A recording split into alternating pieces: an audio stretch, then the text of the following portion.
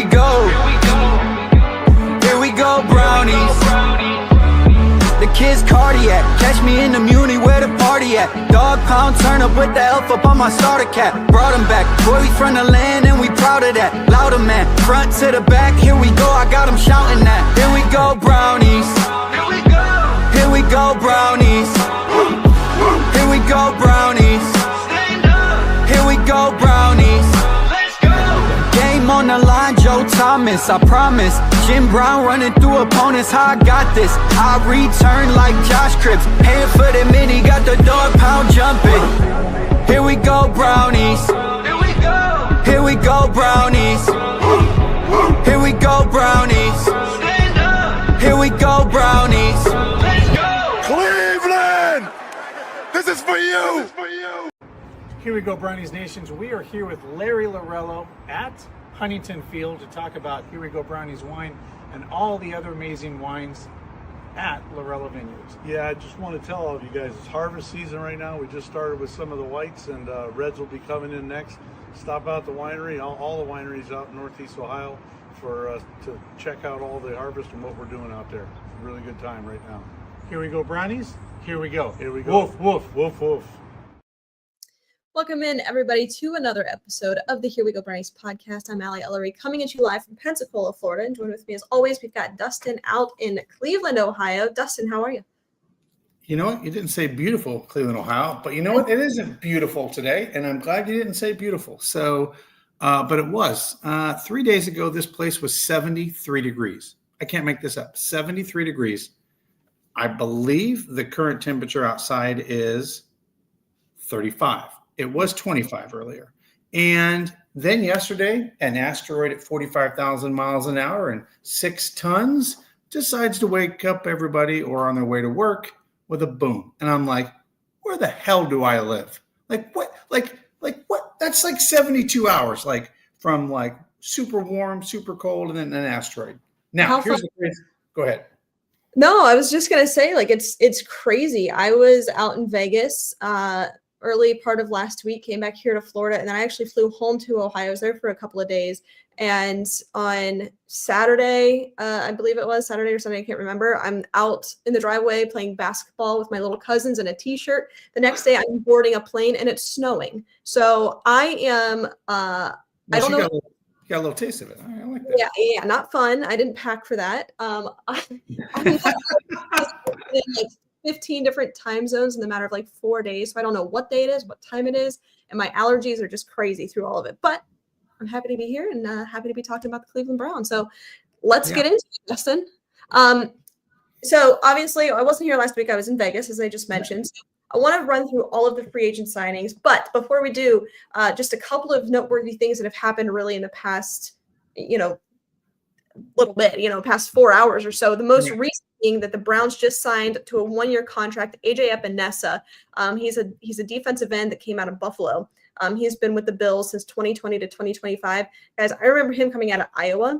He was a second-round pick in 2020 by the Bills. I really like this guy coming out of the draft. I'm excited about this. I think that he fills a need as a rotational piece, opposite Miles, and you like what you have there in Isaiah McGuire and Alex Wright, but this brings, a rotational piece there, somebody that can get after the quarterback. His career stats here: 135 tackles, 24 sacks, 5 forced fumbles, 1 defensive touchdown, 4 interceptions, 21 pass deflections. So, he's a guy. He's 27 years old, fairly high upside. I like this fit in this defense. Yeah, real quick, 91 games of experience. So he has game day experience, like you said, and games are won in the trenches on the offensive and defensive side of the ball. So adding just more depth to the defensive line and rotation, I think, is a key, and we'll get into the other 2 players as well that were today. But I think anytime you can add depth to your defense or offensive line, you're doing a service to your football team, because as we know, one freak accident on the line, now you're down a guy. If you don't have a good rotation, now you have a hole over there, and it exposes that side of the defensive line. So yes, love this move. Again, $5 million or incentives up to $5 million. So also affordable, and a guy that's got 91 games. I'm in. Yeah, I like it. Also, the Browns do sign safety / special teamer Daniel Thomas to a 2-year deal. Again, depth piece there. I always want to have more guys, special team aces. I think that's huge. But the one thing I want to get to before we really open things up and talk free agency is that the Browns submitted a rule that would allow teams to trade draft picks 5 years out instead of 3. So this just was reported by Adam Schefter about half hour ago. That's news I did not know because I was dealing with the dog. Okay, got it. Proposal summary here. By Cleveland to allow draft selections to be traded up to 5 seasons in the future by Pittsburgh to make permanent the change implemented during the 2025 season that permits clubs to have one video or phone call with no more than 5 prospective unrestricted free agents during the 2-day negotiation period and permit clubs to make travel arrangements with such players upon agreeing to terms. So then Cleveland says, and we'd like to allow selections up to 5 years. I mean, can you imagine instead of, giving 3 firsts to Houston for Deshaun Watson, they gave 5? Okay. Oh, thanks. Okay, first of all, makes me nervous while they're asking for that. That's my first thing. Why are we asking for 5 years? Right? But I sometimes feel like Andrew Berry is dealt a hand that you think he can't manage. I sometimes think he's playing chess while others are playing checkers. And I just feel like he manipulates the draft in a good way, like he uses it to his advantage. And then everybody was freaking out, and we'll get into this about how the Browns were out of money now that free agency was over. And then the NFL said, oh, hang on a minute. We got $18 million of an insurance policy almost from Deshaun Watson to add to your cap this year. So, again, I don't know why he's asking for 5 years. I mean, unless they're making a trade with the Los Angeles Raiders for 4 first-round draft picks for Mendoza. I don't know why you would be making No, thank you. Listen, I don't know. I'm sure more will come of this. There is some satire and sarcasm involved in that. Certainly. But, I mean, it's interesting. It's an interesting, I guess, just more optionality, I guess more, just leverage, more convenience, more options for clubs to be able to. Let me ask you this. Do you know what the rule is in the other sports, like the NBA? NBA, off the top of my head, I don't know. Let me see if I can pull it up. I'm wondering if by doing that, the NFL would be setting a precedent, if that makes sense, where you can trade out picks further than 3 years. Or maybe Andrew Berry is saying, hey, look, other leagues do this. Why isn't the NFL? Let's see what the owners think. Yeah, I don't know off the top of my head. And I'm, of course, Google's not helping me. But maybe when we're doing ad reads or something, I'll see if I can pull that up. Because, that's an interesting thought. Just reported the Browns have agreed to terms with former Ravens wide receiver Tylan Wallace. Mary Kay wow, that's new. He's 26, set to reunite with Todd Monken. He was a 4th-round pick in 2021. He was more of a special teams guy than a true receiver. But I was hopeful that they would add somebody like that. Somebody that can come in and get you a few catches certainly throughout the season, but really be more of a special teams guy. And I don't know a ton about Tylan Wallace, but I do remember him being, on Ravens special teams and being, pretty dangerous. He's the name that sticks out in my head, but, just reading this at face value, I'm like, okay, cool. I think that makes sense there. So I'm just going to keep trying to refresh my Twitter here, see if anything else. I was just going to say, I'm literally looking here and all of a sudden, boom, now there's a wide receiver here. That's crazy. Yeah. So a couple of things there. Let's see. All right, let's go through. Obviously, I wasn't here last week, so just want to run through the other free agent signings, and then we'll give our takes on it, Dustin. But just to start, they started with Zion Johnson, the guard from the Chargers. Then they go get Elton Jenkins on a 2-year deal from the Packers. Really, I mean, those 2 signings back to back make you think, wow, okay, they're really taking this seriously, trying to fill up the trenches, figuring out this offensive line, pretty much indicating that they're going to be taking a tackle at some point, probably hopefully in the 1st round. Quincy Williams makes a ton of sense. That's not a huge shock. The linebacker from the Jets really fits with what Rudy wants to do on the defensive side of the ball. They bring back Tevin Jenkins on a 1-year deal. They bring back Corey Bojorquez. Got some thoughts on that one, but hopefully he can get it figured out this year. Jack Stoll, the tight end from the Saints, on a 1-year deal, more of a blocking guy, and that's just exactly what you need. Allowing Harold Fannin Jr. to be that pass catching tight end, bringing in somebody that can, block a little bit more and kind of run some heavy schemes. D'Angelo Ross, the corner or they re-signed D'Angelo Ross, the corner, Trey Avery, and then Kalia Davis, the defensive lineman from San Francisco. So, I mean, overall, like, you don't look at those names and think, wow, they made some splashes, because, I mean, I don't think any of us really expected them to do that or be able to do that. But the first two signings, Zion Johnson, Elton Jenkins. I mean, two that I'm excited about. High upside, Zion Johnson, 3 years, 49. 3 years, 49. Elton Jenkins, 2 years, 24. Elton Jenkins, he's moved around the offensive line quite a bit. Best years at center. So, I mean, that gives you some hope and optimism. Also has played guard.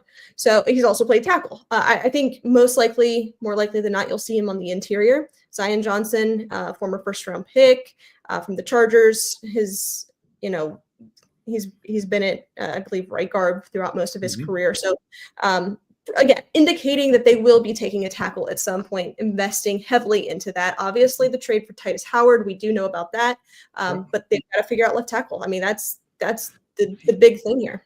Yeah, and you know what I love about this?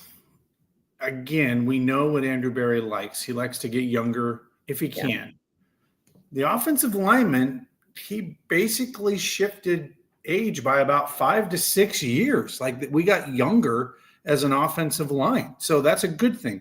And the reason I say that in a lot of ways is, I mean, I'm going to miss Wyatt Teller and all the great things he did here. But as we know, just like our own selves, as we get older, we have an injury. It takes longer to heal, all those things, right? So when you can bring in guys that are younger, I just think that's almost in some ways better for the health of the offensive line, right? Like, imagine if you had an offensive line where the average age was 33 to 37, you got to worry somebody's going to go down here and there, right? Where if you got guys in their 20s, you feel a little bit better about it overall from a longevity of them staying in for an entire season. I mean, that was the first thing that went off in my head.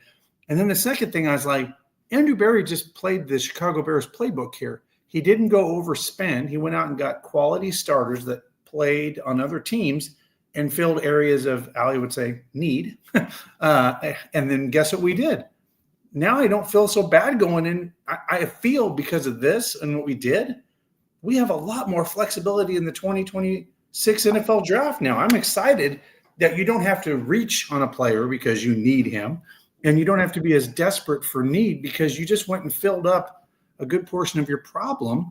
Now just go build it with some depth through the draft as well. I mean, left tackle is obviously glaring. We know that. But other than that, now you can build some depth. That's a good thing to have. Like, I was like, okay, I like this. It's a requirement. It's a necessity if you are a serious organization to have that, to have youth and depth.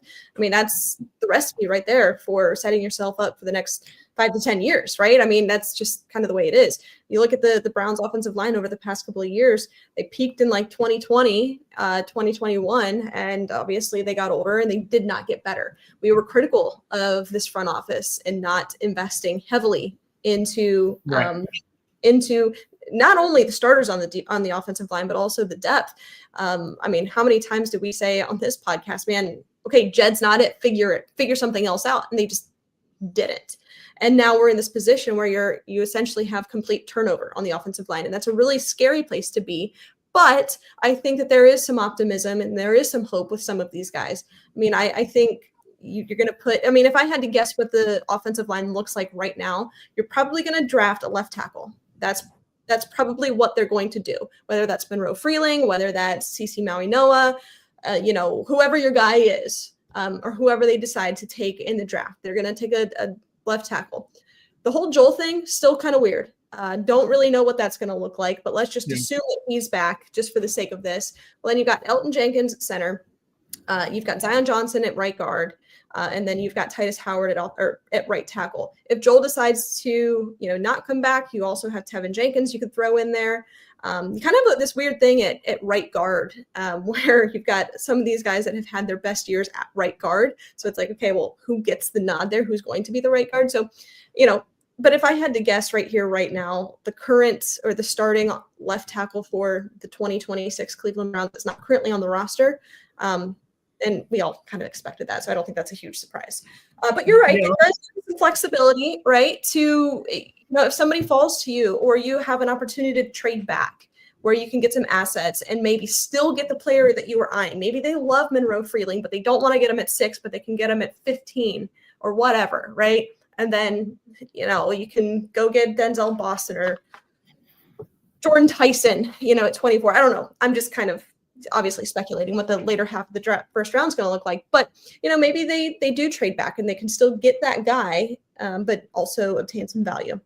So let me ask you this. Where does that leave DeJuan Jones in all this?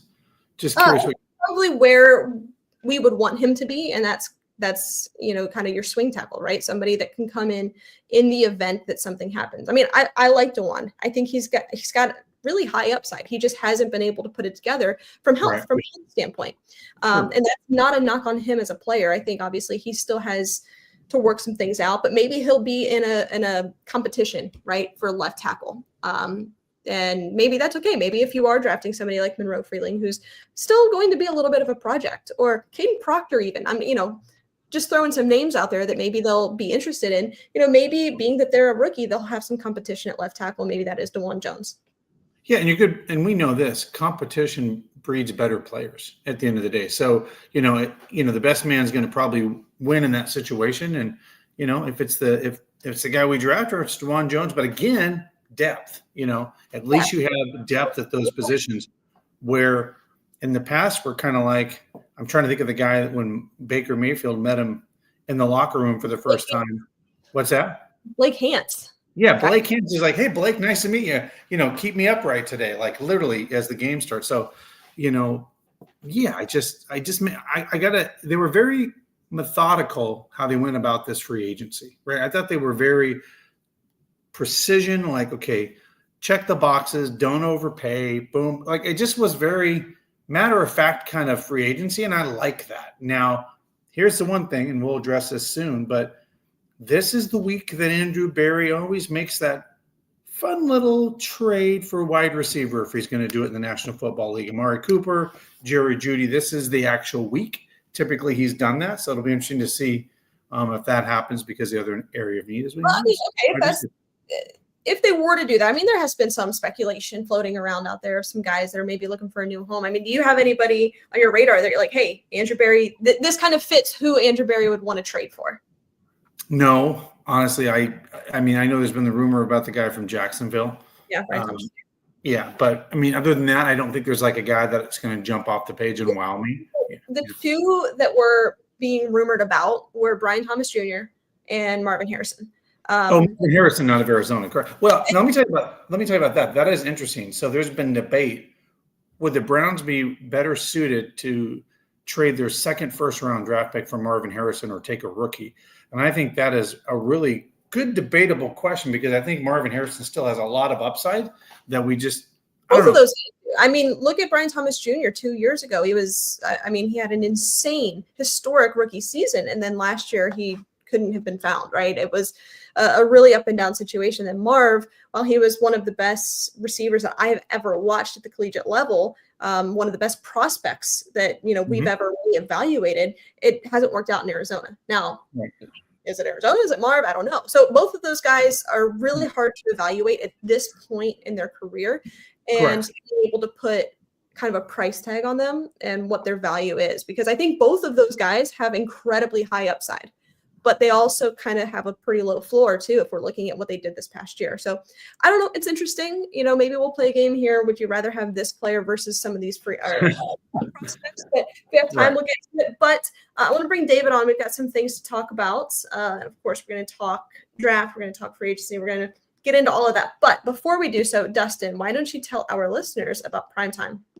Yeah, guys, if you haven't been to Primetime, check them out at the Belden Village or Great Northern Mall or any of their other wonderful locations. By the way, this weekend, March 21st, Josh Cribbs, 12 to 1 p.m. Andre Thornton, the former big leaguer, is going to be there 2 to 3. And then speaking of Ohio State Buckeyes, Allie, Trayvon Henderson will be at the Belden Village Mall 5 to 6. That's right. All these guys will be at the Belden Village Mall. Come join us. I'll be down there. Josh Cribbs, Andre Thornton, and, of course, Trayvon Henderson are making that lineup. in the mall that Allie hung out most of her childhood in. True.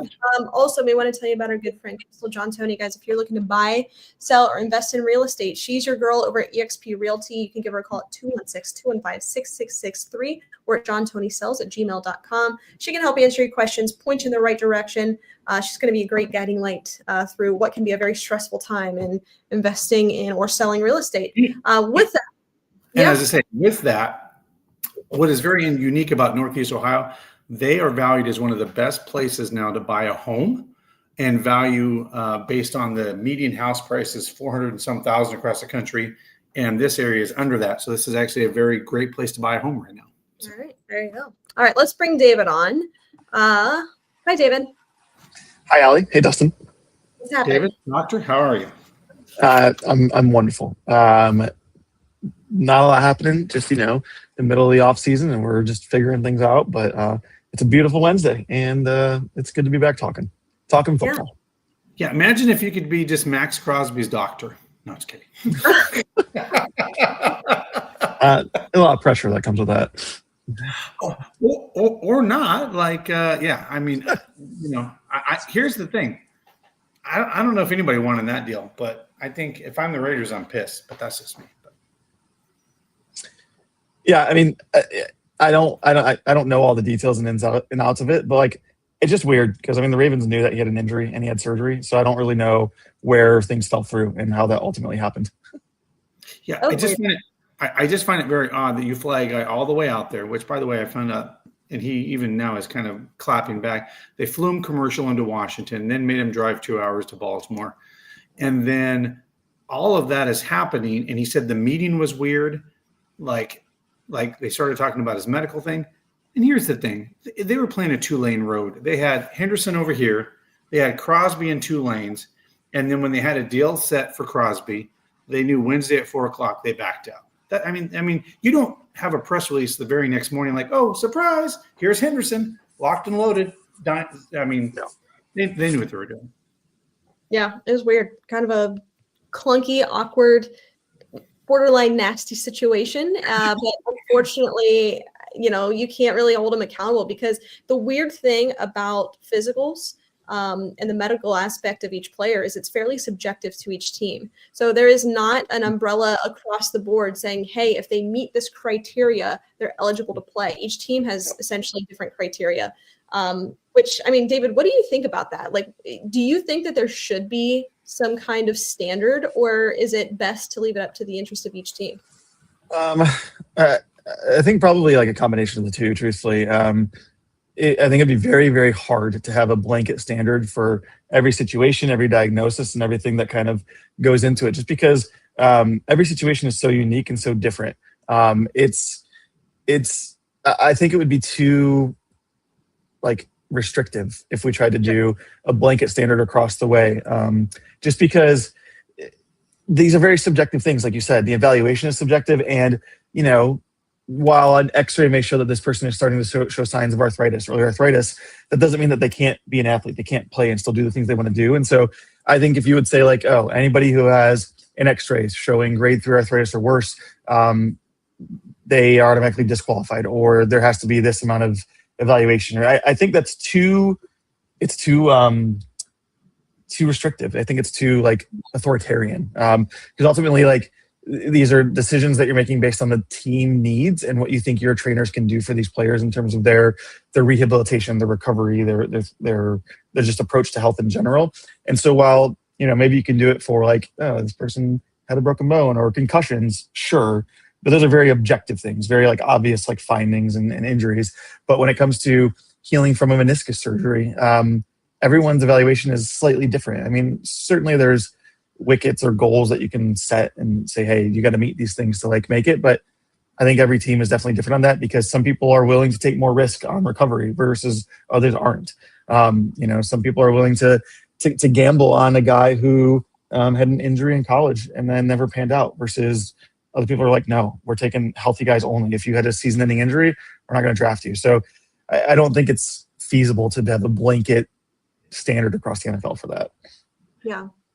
Yeah, and for me, the most ugliest part of that could have been really ugly, and the league might have had to get involved, is the fact that you had a team that had a lot of cap space and was signing players aggressively, that being the Las Vegas Raiders. And then when they rescind, and a player has to go back there could be some really cap implications from a huge financial situation for a club. I mean, imagine if that was a team other than the Las Vegas Raiders, for instance, that didn't have 90 some million dollars of cap space and had only 20, that could have been detrimental to an organization. I mean, it worked out, but it could have very easily not worked out in the Raiders' hand, because then you got players sitting there going, okay, now what? Are we going to be signed? Are you still keeping us? Like, that's what was crazy to me, is you left a lot of players in limbo on the Ravens side and the Raiders. Yeah, it's really clunky. It's really awkward. I mean, and if that would have been another team, they may have been forced to have, found another trade partner if possible, which would have probably come with much less, draft capital, and it would have been an entirely different trade than what the Ravens were initially offering. But to just get that off the books, if that's what you were already planning for and had already started your free agency and pre-draft process, that it comes with some weight, as you mentioned, Dustin. But what a situation, and I'm just so glad that the Browns were not part of that in any capacity. What a disaster! Sure. What a disaster! Yeah. And just really bad optics for the Ravens. I'm not surprised that is the way that it went down, but just really ugly optics. All right, before we get into our next segment, I want to tell you about our good friends over at Stadium Mustard. Guys, if you don't have Stadium Mustard in your kitchen this season, you are doing it wrong. The iconic brand, the iconic taste, beloved from ballparks to backyards and everywhere in between. Stadium Mustard is a smooth brown mustard rich in both taste and tradition, and it is loved by millions. So be sure to head on over to stadiummustard.com to shop now. And then remember the code, 20% off brownies at stadiummustard.com to get 20% off. Great deal. There you go. So a couple of segments here that I want to kind of run through that I think would be fun as we look back on some of Andrew Berry's drafts, and as we kind of look back at really just looking back to last year. Dustin, you and I on this podcast, we came on here, and of course we always have our hot takes for the upcoming season, some bold predictions, and some of them weren't far off, and obviously some are just completely insane now looking back at it. So I want to go back, step back in time, and play a segment of what are the biggest lies that we convinced ourselves of last season. So we'll go around the room here. We each have a couple. I'll start. My first one here is, obviously last year losing Nick Chubb felt like an enormous thing. He was no longer a Cleveland Brown. He was going to be going to the Houston Texans. So many people said, wow, the Browns are going to regret this mightily. They go out, they draft 2 running backs, Quinshon Judkins, Dylan Sampson. Obviously, they still had Jerome Ford. So in our heads and on this podcast, Dustin, we talked about how big of a loss that would be, especially having lost Brian Callahan and what that was going to look like on the offensive line. However, that wasn't the case. It didn't really pan out the way that maybe we thought it was. So it didn't dramatically impact the rushing game. The rushing attack as a whole in 2025 for the Cleveland Browns, 1,649 total rushing yards. The rushing attack as a whole with Nick Chubb in 2024, 1,608. So actually, the Browns did better last season. Wow. So when we look at total, just the two compared, Quinshon in 14 games, 827 rushing yards. Nick last year with the Texans, obviously in a different role. Clearly, I'm not trying to, paint the two kind of against each other, but he had 526. So my point being, it was not the end all be all that we lost Nick Chubb. I love him. I want him to retire a Brown. I love the guy, but it didn't completely ruin. Wasn't the reason that the offense was so bad. Right. So that's my first one. I mean, I'm totally with you there, because I think it's much more of an emotional factor, I think, for us than it was the what he brought to the table anymore. Certainly we were like, oh, he's coming, it's his second year off of that devastating knee injury. Maybe he'll be better. He'll bounce back even more. But I think more than that, it's exactly what you just said. Like, you want him to retire at Brown. Like, he was your favorite Brown for however many years he was here. And like, he was awesome. He embraced the city loved him. And so losing him, I think, was much more emotional, but there were still a lot of people out there saying like, they're going to regret it. They're going to have like such a big loss and impact. And I mean, the numbers don't lie right there. And so it's, I agree. It definitely is a lie that many people convince themselves of. All right, David, what do you have? So my first one kind of goes into the QB situation a little bit, and essentially that if you remember back when Miles went on Radio Row and was talking about asking for a trade and all this nonsense, and there was a couple of issues at hand of why he wanted to trade and why he didn't want to come back. One of them being just the deal that he wanted, the money that he wanted to get paid, but then the other one was not really knowing if the organization had a sense of direction, not knowing what they were doing at quarterback, and not sure that it was going to be something that was conducive to winning and something he wants to do, because he's now reaching the apex of his career, and it's probably all downhill from here, unfortunately. And not unfortunately, he's still gonna be a great player, but like, you're not doing what he did last year again. And so one of those things that convinced him to come back was that he said that he met with the front office, and that they assured him that they had a plan in mind. They had a track. They knew what they were doing at quarterback. They were getting it figured out. They were going to get their guy, and it was going to right the ship. And I don't think that was true. I don't think that they had the quarterback situation figured out.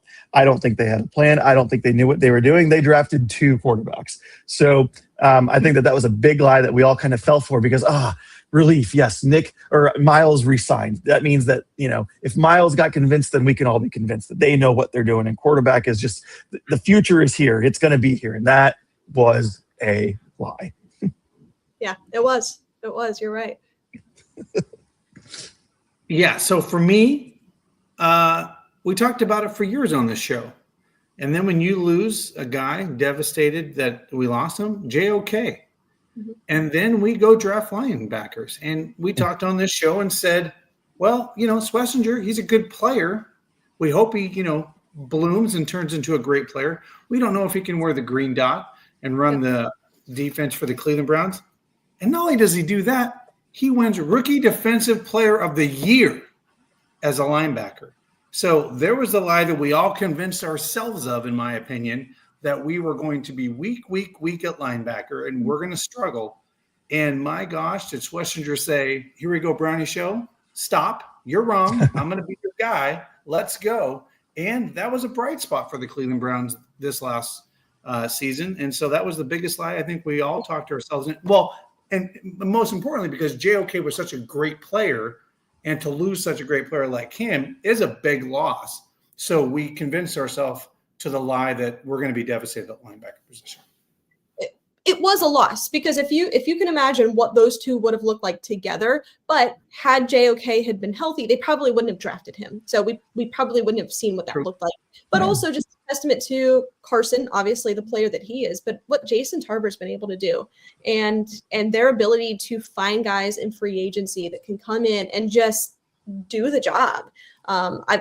I agree with you. I think that we thought that there was going to be a huge drop off, and there wasn't. Mm-hmm. So that kind of leads me to my next lie.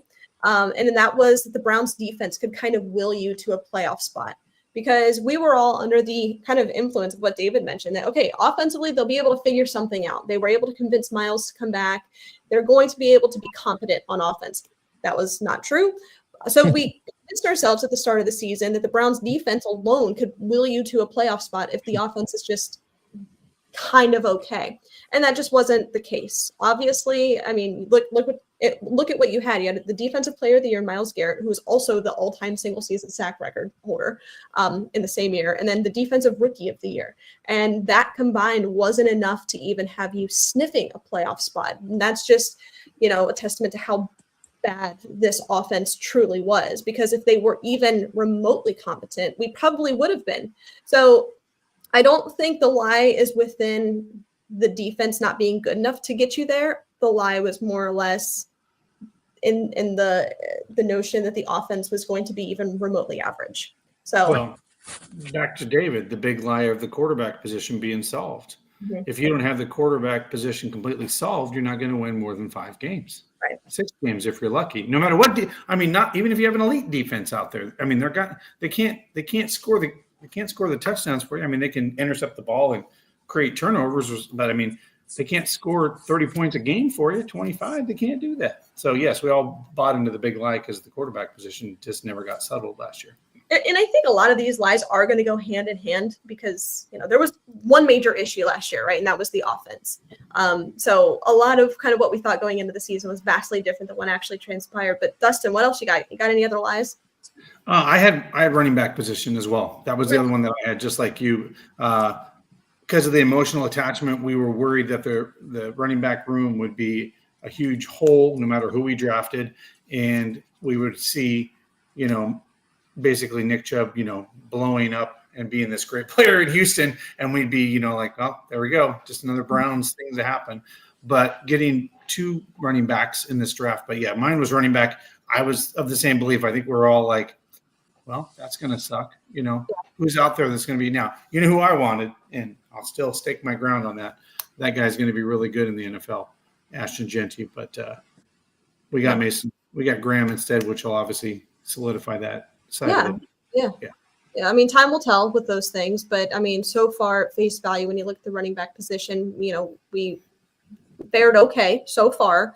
Again, not a huge drop off there. David, you got any other lies? Yeah, I got one that I think you alluded to earlier, and I think we'll probably get into in a different show.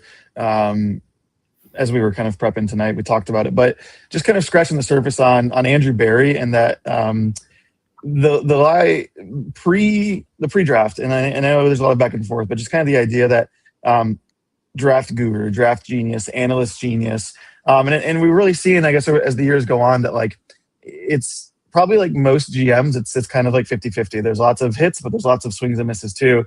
In particular, though, looking at the 2024 draft and like placing all this, or 2025 draft, excuse me, and placing all this kind of blind trust in him, and then goes out and gets not 1 running back, but 2, and not 1 quarterback, but 2. And not only like 2 quarterbacks, but like 2 kind of mid to late round draft picks, and just very strange. Didn't pan out. And I get like, you're trying to find your guy, and at the time it's like, well, if you got other pieces kind of filled, you find a quarterback. But it just looking at kind of the list of the last 3 drafts, like a lot of these names are like, where do these guys go? What are these guys doing? And so I think there's been, a pretty strong notion that he's been like a very good drafter, and like while he may have great strategy in terms of maybe finding draft stock and moving pieces around, like the actual like analysis of players, I think, has not been as strong and compelling as we've all believed it actually is. I agree with that. It felt that there wasn't a strategy, because we wouldn't be having this conversation if he decided to take, Shedeur Sanders with the number 2 overall pick instead of drafting back, or trading back, excuse me. Because I mean, that's kind of what we all thought was going to happen, that they would maybe trade back and see if they could still get him. I mean, they ended up with him, so it all worked out. But for this conversation, when you're really questioning his draft strategy, it's like, well, yeah, kind of worked out to where you could get a guy that you liked, but it was weird the way all of that happened. And like, why did you have to draft 2 running backs and 2 quarterbacks, especially when there were other positions of need, left tackle, which kind of brings me to my next slide before we move on to the next segment. And they're kind of 2 in 1. The first one being, and apologies, I said Brian Callahan earlier. I meant Bill Callahan, obviously. The first one being, if you recall, at the start of the season when Joel was contemplating retirement last year, one reason that he came back was because there was this conversation that it was going to get back to the Kevin Stefanski offense of like 2020, really that marriage between the pass and the run, and heavy formations and really just kind of confusing defenses, and getting back to what that looked like in those years. And if you remember, Jack Conklin, Joel Bitonio, these guys were really excited about that type of offense, and it did not happen. That is not something that we saw. In fact, like at all. When you go back and look at some of those percentages versus what they ran in 2020, it was vastly different. So that was one lie. But because of that, and the question mark around what they were going to be doing offensively, and kind of a question mark during draft strategy, it left a huge hole on the offensive line. And I think we kind of convinced ourselves that you can mix and match the offensive line and it will be serviceable. It'll be fine without Bill Callahan. And it was not. This was really bad. Obviously, you can blame health. Health was a very big concern for this offensive line, and you cannot control that. But being that there wasn't a more solid plan in place, I think is something that we bought into. And I even remember saying it, about Bill Callahan, like certainly that is a huge loss that he will not be returning to the Browns. But at the end of the day, he's a coach, not a player, right? He's not the one out there in pass blocking sets that's protecting whoever the quarterback was going to be at the time. So I don't know. I think that's something that we kind of bought in as a whole. And again, it just goes back to this bigger lie of it was just the Browns offense that was abysmal and that there was essentially no plan in place, but they sold us this kind of bag of lies, if you will. Yeah, it'd be interesting to see what we're going to do with Dylan Gabriel. If that's part of a trade package for a wide receiver, I'd be all in for that. So, yeah, it'll be interesting. But, that's why there's a lot of people out there, and I'm in that camp that, man, if Shador can hit this offseason and win the job, a guy with that small of a salary for a couple years, man, you can build some amazing weapons around him and do some amazing things. But that's yet to be But I also think now, Allie, you've got me. I know David said no and I said no, but I now think the Browns are going to draft a quarterback in 2026. I do. I'm telling you, I'm feeling it. They're doing top 30 visits with quarterbacks. And I'm not saying they're going to go pick like someone in the first round, but man, I will not be shocked if the Cleveland Browns draft a quarterback this year. And I don't think that's necessarily a horrible strategy. When you're a quarterback needy team or a quarterback question mark team on, is this guy going to be our guy for the next 5 years? Well, we don't know yet. We hope, but we don't know. I don't think it's unreasonable to take somebody in later rounds almost every year because, when you go back and look at almost every single draft, there's probably 4 or more guys that didn't even last more than a season on that roster. So I don't think taking the Flyers a ridiculous idea, but they haven't done anything yet in terms of free agency. So it'll be interesting to see how that plays out. I don't think it's totally out of the realm of possibilities, but yeah, I can see them drafting one. But you know what's funny is, Al, you remember? Well, it's been a year ago now, but remember when Nathan was at the combine and he talked to us about drafting quarterbacks, and after the first round, if you don't draft a quarterback, the percentages of that quarterback hitting drastically, the chances of that quarterback hitting go off. You go from 50-60% maybe in the first round to like the numbers just. It's true. And so it's almost like you're throwing a lottery pick in, like, hey, I want to win the Mega Millions. Maybe this quarterback will hit. So it's kind of weird, but those picks don't hit typically. So you're right. It is wonky that the Browns took a quarterback at the 3rd and the 5th round because it's like you already kind of knew that. Well, that's why you had Flacco, obviously. That made sense because you had the veteran in there. But you're like, okay, we're going to take a flyer on these guys just to see if they hit, right? Like that's the weird thing. And it was interesting with Nathan and the stats that he gave. If you don't draft again in the first round, how much those percentages go down that you actually won't. It is drastic. And of course, a lot of those, when you say taking a flyer on a guy, obviously that also depends on circumstance. Certainly you can have all the talent in the world, but if it's a mixed match offensive line or a bad organizational structure, a bad offensive scheme for that specific player, all of it matters.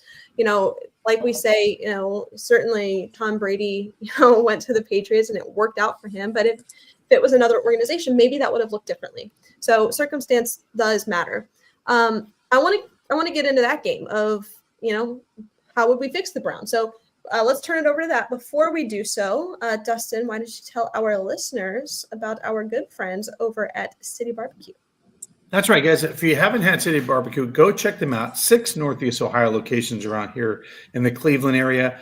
Great for doing weddings, catering, or just you want to take home barbecue for the night, go check them out. And then also if you're down in the Columbus area or other parts of Ohio and enjoying this show, they're all over Northeast Ohio and Central Ohio as well. Check them out. And if you're wondering, hey, where in the world can I get my official Here We Go Brownies podcast hat, t-shirt, sweatshirt? Head on over to We Bleed Ohio Apparel. They can do it there. They've also got some really great designs for football, basketball, baseball. They do it right. They can get you some really cool stuff over at We Bleed Ohio. So I like this segment. It's fix the Browns in 5 moves, or however many moves you have. So kind of the outline for this, and we won't go one by one. I want everybody to read their list, and then we can kind of discuss. But really want to focus on being semi-realistic. So I'm not asking you guys to say, hey, we're going to sign this player for $40 million over 2 years. No, just, obviously you can't say, oh, we're going to trade for Patrick Mahomes and we're going to go get Max Crosby. We're not going to do that. So semi-realistic, within the realms of what we think the Browns are able to do. I'm not going to hold you to it and hold you accountable if, maybe we don't have the draft capital or the cap space for it. But, kind of realistically, fixing the Browns in 5 moves. Now, when I say fixing, I don't mean forever. I just mean for the foreseeable future, maybe over the next 3 to 5 years, where they're continuously making a playoff push, maybe make it to a AFC championship game, or of course winning a Super Bowl. What does that look like? David, I will let you go first. Give me your 5 fixes. Okay. These are in no particular order, and like you said, this isn't a forever fix to like make this the best organization the NFL's ever seen. It's really just to see improvement over the next 3 to 5 years and make this a contender, make them a division winner and a playoff contender every season. I'm going to start out kind of at the top with quarterback. I think they need to figure out quarterback. I think we all know that. We've been talking about it. I mean, every show we bring it up, and I think my plan here would be figure out a way to trade for CJ Stroud. I don't know if you're going to be able to go find the guy right now in the league who's going to be the future of your team, the future of your franchise QB. But I think you can get a bridge guy. CJ is going into his 4th year, and while he's made the playoffs 3 straight years, I don't think Texans fans are totally super high on him, especially with how he did in the playoffs this year. Tons of turnovers. But that doesn't mean that he cannot turn it around. We've seen what he did at Ohio State. He's a very cerebral guy, but we know if he gets in his own head, like he does these things. And so he knows how to play in Ohio. He's familiar with Ohio. I think, giving up, either a late 1st round or a 2nd and a 3rd or some combination to get him, he's going to be someone who consistently gives you above average quarterback play. And I think that is something that if you have combined with this defense, you will make the playoffs. My second one is fix left tackle, whether that's through the draft, whether that's trading for someone similarly to getting CJ, fixing left tackle. And you're going to see a theme here in terms of kind of bolstering what we know is weak in my mind. And left tackle is it's your blind side, it's your protector. And right now we don't know what DeJuan Jones is going to be, what he's going to do. And it's the most important, position on the offense behind the quarterback. And so I think going and getting that figured out realistically, whether it's drafting a guy early or if you feel that those are more interior guys, then going and getting a free agent and trading for someone, fixing that position. And like I said, with a theme here, my third one, I was originally going to go with a different position, but I actually think really reinforce this offensive line because we've seen that is so important to success and bolstering the interior offensive line. Go get Jennings Dunker. Go get somebody who is, like all the tackles out there right now who they say, play more like a guard or a little bit more kind of inside guys, like go draft one of them and really reset this because we've seen a mass exodus of what the core of this offensive line was, and it is no longer the same, and it needs to be reinforced further. I get we've had a lot of nice signings or trades or free agent signings over the last couple days or weeks, but I think continuing to emphasize that is really something that's going to turn this around and fix it. And then the other two, maybe a little bit more lofty, but I think really kind of hit more at the core of the organization. And I know some of these are going to overlap probably, but get Deshaun out of the building. Cut him. Cut your losses. Just be done with it. He didn't pan out. He's not going to pan out. And it's just, I think there's a lot of anxiety surrounding him still being on the roster. And I don't think it's conducive to winning. And I don't think it's going to really give this team the success they want.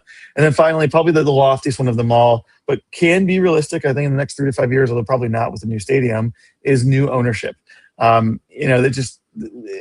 Haslams are there. They put a lot of money into it, but it's just something always feels kind of off. And I think new ownership group selling the team to somebody who's a little bit more, I don't know even what you're looking for, but I think that would really make a big leap in changing things. But I also know that's probably the loftiest and most unrealistic of these 5. Yeah, cool. I don't have a ton of pushback with those. I think I do have some overlap, so I'll just naturally go next here. But also just want to highlight this, Matthew. We do our best to get to the tangent. It is hard to do both at the same time, but appreciate you watching and commenting, of course. I will start, and again, in no particular order, but I do have my first one is the most important to me, and that is cutting Deshaun Watson. Eat the money. I don't care. Get him off the roster. Get him out of the building. There has just been bad energy, bad juju, whatever it is since that has happened. Get him out of here. I cannot wait for the day until I can see on an ESPN notification that the Browns got rid of him. David, are you paper or something again? What does that sound? Do you hear it again? I was going to ask if it's bad or not. All right, I'll mute. Okay. It's always towards the end of the show too. I don't understand. We got to get you some new AirPods. I think that's got to be it. But cutting Deshaun Watson, got to go. I think that helps in a lot of ways. Next thing I have is kind of a little bit what David was saying about the ownership situation, but I'm taking it a little bit of a step further, and that is just restructuring office. We saw a little bit of this in the, after the season, that what if Andrew Berry stepped into more of a CFO role, really managing the cap? We know that's something he's very good at, and manipulating money and making sure that the Browns are in a decent financial position. But one thing that he hasn't been so great on is evaluating and drafting players. He's had some big misses. Of course, this past year was pretty decent, but I mean, you heard us. We were also just critical. He just took 2 quarterbacks and 2 running backs. So it's like, I think that's where the big question mark is for Andrew Berry. So maybe have him step into a CFO type of role, and they bring in a GM that really just focuses on drafting and development. Next up is putting together a trade for somebody like Trent Williams. He's disgruntled in San Francisco. He's one of the best left tackles in the league. It would be a hefty price to go get him, but that solidifies that spot for the foreseeable future. Another guy, if you don't want to make a trade for him, Taylor Decker's interesting, right? The left tackle from the Lions. They've had an insane offensive line in recent years. Bring him back to Ohio. He's an Ohio State guy. I'd be interested in that, while still drafting somebody, right? And it's, maybe they're able to sit and kind of develop behind a veteran left tackle that still has a few more years to go.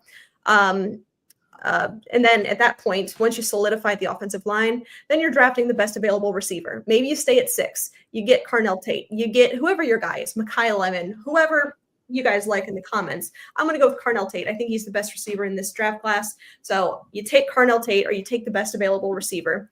And then figuring out quarterback. I mean, certainly, guys, we're hopeful that it's Shedeur Sanders, but it's hard to tell, small sample size. So my free agent signing would have been, obviously he's not available anymore, but to fit this offensive scheme would have been Malik Willis. Bring him in as a competitive piece, see what he can do in this scheme, to make, he's got really high upside, maybe he can be the guy. And if not, of course, then we're in a position next year to take that guy. So that's kind of my how you fix it for now kind of thing. And the two biggest things, figuring out left tackle and getting Deshaun Watson off of this roster. What do you got, Dustin? Boy, that was a lot. I took all that in. Took that all in. All right. So for me, make a trade for a wide receiver. So we can fix the wide receiver room. Let's bring in a starter. Let's make a trade. Andrew Berry, this is what you do. Just keep doing it. By the way, when you've made trades for the wide receiver, most of the time we've been on the positive side of it. So you're really good at doing trades that the guys come here. Amari Cooper, great example, how well that worked out here. With that comes losing draft picks. So for me, the solution then is you trade down in the first round, and you take still probably a left tackle, right? That's one of the needs I think you can fix, is that left tackle position. Bring in that left tackle, but then you got to get another asset back, so you trade down because of the pick you made with the wide receiver that you made. So then how do you fix just the quarterback room? Bring in a veteran quarterback. Bring in a Kirk Cousins. Bring in somebody. The irony, it was a Stefanski guy, but you bring in a veteran quarterback that if it isn't the right move, or the guy is not the right fit, you have a veteran quarterback that you can put in and stabilize the offense. And then, of course, for me, is build in the back part of the draft your offensive line. Go get some really good guys in the back part of this draft that can fill and put depth on this line in that position. And then fifth, I would just say collect draft picks. I would say we have lost so many draft picks in the past, is make some lucrative deals. And I'm not saying this, but I mean, if there is somebody calling and says Myles Garrett for 2 or 3 first-round draft picks, again, we proved that it only won 5 games. I'm just saying that actually would fix your team for a long time, because then you're getting a lot of assets into the future. And I only make that comment just because if somebody's that desperate and they're going to do it, you're kind of you almost have to do it. Like, okay, you're crazy, and even we'll do that. So, David, do you have any thoughts on that? I mean, I don't I don't think you're wrong. We went three seasons without a first rounder, and so finding a way to like bolster it and get draft capital, I think, is a great way to build a team and organization. But I mean, you're losing a fundamental piece for sure. And like I said, we probably have seen him at the apex of his career, but he's still going to have 5 to 8 more fantastic seasons there. And I think this defense would look so different without him. And I just wonder, it's like a thing like we wouldn't know how good of a thing we had until it's gone, which I don't think any of us are thinking that because we know how good he is. But I see the point about getting draft capital, a lot of draft picks, but that one's a very, very big sell. Well, what I mean is if you make the playoffs this year and you get to 8 or 9 wins, and then somebody comes calling for Myles Garrett and they offering you 3 first-round draft picks from 27 on, that's 27 to the new stadium. You know what I mean? Like, you could build a hell of a team and go draft another defensive end in the first round and retool yourself again for a lot less price. I'm just saying that could be, this team is younger now and it's getting younger even more. What would that look like? I don't think it's, I love Myles Garrett. I want him to retire at Cleveland Brown. But if somebody called yesterday and said, we're going to give you 3 first-round draft picks, think about that. 3 first-round draft picks. That's insane. I want to just mention the whole point of this exercise is to fix the Browns kind of immediately, right? It is getting this team better in the next now to 5 years. And listen, I hear you, but I agree with Jason. You do not trade a Hall of Fame player in their prime. That does not make you any better. Sure, it gives you assets to go get guys, but you're not going to replace Myles Garrett in the draft in the next 3 years with those first round picks. You're not. Have you seen the Browns draft? Yeah. I hear you. I understand the accumulation of picks, but that doesn't make you better. It kind of just stockpiles some things. And of course, it depends on where he goes, right? I'll go the other way of that. We gave the Houston Texans 3 first-round draft picks, and we made them a perennial playoff team overnight. So, they took those picks and literally turned into a playoff team. You know what I mean? Based on doing that, for one star player. But yeah, I guess it depends on where he would go. It depends. Right. That does matter because if he goes, to, let's just say, the Kansas City Chiefs, then you've got 3 first-round picks, but you're picking at 28 to 32 in the first round over the next 3 years. And that does not make you any better. You're not going to find Myles Garrett in the later part of the first round. You're just not. So to make the Browns better, while I understand the value of getting those assets, I'm with you on that. It doesn't make this team any better than they currently are. But that's that. So there you go. There's our how to fix the Browns in 5 moves. That took a twist. But any closing thoughts as we wrap up here, guys? No, I was just his sound threw me off there for a moment, made me giggle. Oh, is it happening again? I'm sorry.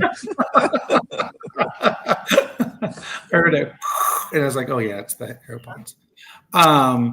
No, it's a good debate though, right? It's good fodder because literally, what pissed me off with the whole thing is, by the way, if you looked hindsight, what we knew and what we didn't know, most people in the league would tell you Deshaun Watson was a Pro Bowler before and a perennial top 10 quarterback in the NFL. And the Browns were getting that quarterback in 15 teams, along with the Browns were asking what it would take to get that player, right? And then we found out it had to be 3 first-round draft picks and a fully guaranteed contract. Nobody else wanted to do the fully guaranteed.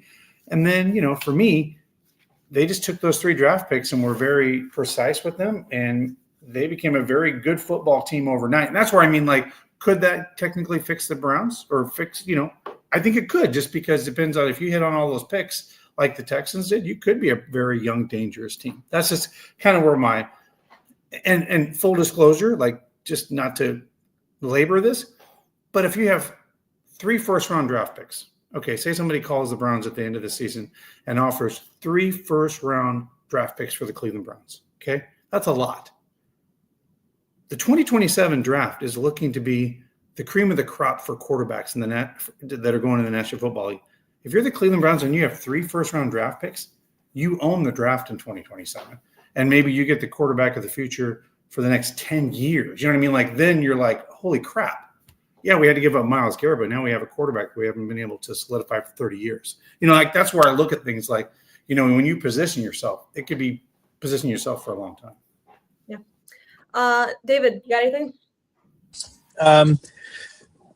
I like this exercise. I like the two that we did. I think it's a really interesting way to approach the offseason and just look at like what's available, what's going on, and what our ideals are for the Browns and like what we think will fix them. I like getting the different perspectives, and I think it's a little eye opening just to see that we are all aligned for the most part in terms of offensive line, quarterback, wide receiver, and it's very clear we know what the needs are. And let's just hope that we can trust the leadership and those making the decisions up top, that they also see it. It's always the issue, right? That's always the issue. It's some of these things seem so obvious, but at the same time, so far out of reach. It's like sometimes they just try to outsmart each other, and that just never works. Ego, you know. But all right. You know, I told you I was all in on Josh Allen, and I thought they overthought it. And I was like, he's built for Northeast Ohio. He's big. He's strong. He plays in the snow. Like, come on, this is not too hard to figure out. Like, just take Josh Allen. That easy. Just take Josh Allen, and then we're not even having this conversation. But that wraps it up, everybody. Thank you so much for tuning in. We appreciate you. Stay safe, stay healthy, and as always, Browns fans, go Browns.